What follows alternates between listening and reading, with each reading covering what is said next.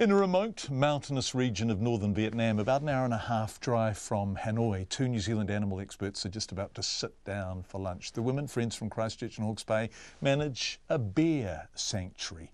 They're using their expertise to help rescue moon and sun bears who've been inhumanely farmed for their gallbladder bile. It's very niche work, but as Zac Fleming found when he travelled to Vietnam earlier this year, courtesy of the Asia New Zealand Foundation, it is also very rewarding. The sound of freedom. Manu the moon bear walking out of his cell and into a transport cage, rescued after years of abuse. He's classified as vulnerable, just one step below endangered, and is one of 18 moon bears rescued in Vietnam last year by Animals Asia, an animal welfare charity. Kept confined and farmed for their gallbladder bile, Animals Asia Vietnam director TUAN BENDIXSEN says bears' lives pre-rescue are full of pain and suffering. By using ultrasound machine to locate the gallbladder, once they find it, then they use a long needle, it's about 6 inches, quite long, and they punch it through the stomach and then trying to get to the gallbladder. But obviously, they're not trained that. None of them are vets. And secondly is that the ultrasound machine they use is, the screen usually that small, that big, which means you can't tell, which means they'll be poking in and out until they find it. It could be something like, 10 or 15 jabs before they get it right. Life locked in a cage, stabbed with a needle longer than a ballpoint pen, day in, day out. Their bile is used in medicine and has been in Asia for thousands of years as treatment for liver or gallbladder conditions and even cancers. It's used in New Zealand too. Customs stopped 4 shipments in the past 3 years. The most recent, in December last year, 119 grams of powder, would have been worth around $20,000 on the black market. The penalty for that's 3 years in prison and a fine of up to $50,000. That's because conditions are plainly inhumane. Bears sit in cramped cages, unable to really be a bear. Pretty much just a plain cage, just bars on the bottom. There was no water bowl, no browse, no food. There wasn't anything in the cages when we got there. It's just really barren. So 31-year-old Christchurch-born Sarah Van Herpt is using her master's degree in conservation biology from Massey University to help them. She's been working at the sanctuary in Tam Dao National Park for more than a year now. Alongside her is 28-year-old Hawke's Bay-born Lauren WERREY, who's using her double major in animal behaviour and biology from Waikato University to do the same. Exceeded all my expectations. Same, yeah. I don't know really what I was expecting, but just the organisation here, Animals Asia, are, well and truly, leading the way for animal welfare in Asia. Leading the way because of people like her. We just can't get the same level of expertise or knowledge as we can from people like Sarah and Lawrence. That's just to say that because the education level in Vietnam is not quite up to standard yet. 175 bears live at the sanctuary. There are some Malayan sun bears as well as moon bears. They're not often farmed for bile, but are kept as display bears in resorts and restaurants. The sanctuary covers 11 hectares, has its own bear hospital and employs 90 people. There's 5 rectangular bear houses which open up to 10 outdoor enclosures. Each has a pool, trees and play furniture designed to help with rehabilitation.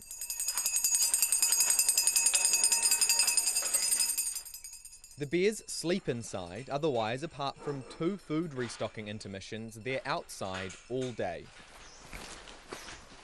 Sarah and Lauren are bear managers, which means, among other things, they're in charge of training other staff, rehabilitation plans and administering medicine. They also sometimes accompany staff on rescues, which can be intense. So we've just stopped to give the bears lunch on the 3rd day of our journey. As we sort of expect, the bears change a lot as we travel, as they get more comfortable. So today we've got Manu, he's still not really eating very well. The bears can't be flown and are often in remote locations. The most recent rescue was an 8-day round trip. Zebedee and Tuffy are two that really broke my heart a little bit. Zebedee, He is from a bile farm, and he was beaten around the head for escaping one day, and he had just a horrifically broken nose, and he had a hole leading from his mouth up to his nasal passages, and like no teeth, and just the sweetest, most gentle little old man bear. But you wouldn't know that he'd been through that horrific time because he's just so sweet. They're so strong, you know. Yeah. They learn to trust humans again and learn how to be a bear again. But sadly, most if not all of these bears will live in an enclosure like this one for the rest of their life, because they've either been treated so badly and have things like missing limbs, or they've been raised in captivity, so they can't be released into the wild. So Animals Asia has made a commitment to looking after each and every one of them for the rest of their lives. We've got bears like Anne-Marie, who's a sun bear, and it took her over a year after her rescue to become comfortable with going outside, the other bears in her group, to play. She just really struggled. Some bears, they'll come and hand feed straight away, but some bears are like, I don't trust you, and you've really got to work to build that relationship with them. And it's plain they do work to build those relationships.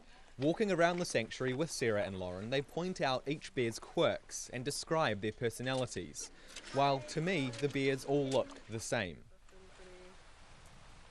Bear bile farming was made illegal in Vietnam 26 years ago in 1992, but there's still around 1,000 being farmed today.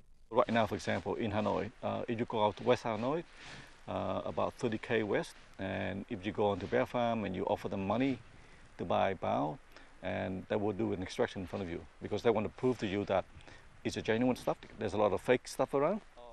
TUAN says that's largely because many Vietnamese, including people in the government and police, don't think there's actually anything wrong with keeping bears in small cages to extract their bile. We even went undercover and we got footage of bear bile extraction and give it to the police. And then the police said, well, it's not admissible in court because the video need to be taken by an authority like a police. It costs more than $1 million a year to run the bear sanctuary. Animals Asia pays for that entirely through donations. The Vietnamese government refuses to help. We often ask them, but they often say, well, the government have a lot of priorities, and unfortunately wildlife is way down there, so they can't help. But after years of lobbying, in an historic move last July, the Vietnamese government agreed to a key step to putting an end to bear bile farming. It signed a memorandum of understanding with Animals Asia that'll ban the prescribing of bear bile in Vietnam by 2020, which will almost kill demand for it. They will commit to what they signed to, but sometimes it will take a lot of pushing, and sometimes that will go slow, so yeah, we need to keep on top of it.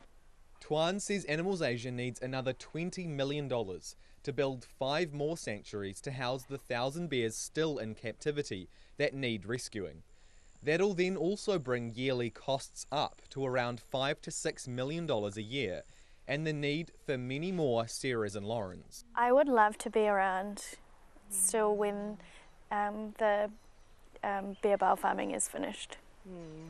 I'd love to be a part of that when all the bears are gone from private residences and they're all safe and happy in sanctuaries. The girls both say they'll look to extend their contracts when they come up for renewal. Neither is ready to leave their bears. Do you guys have a favourite bear? Oh, We try not to have favourites, but there's about 20 or 175. Yeah. For Checkpoint, Zac Fleming. And Zac travelled to Vietnam courtesy of the Asian New Zealand Foundation. He filed 3 stories. The next one asks, where does our government's aid money go in Vietnam? That's coming up on Checkpoint.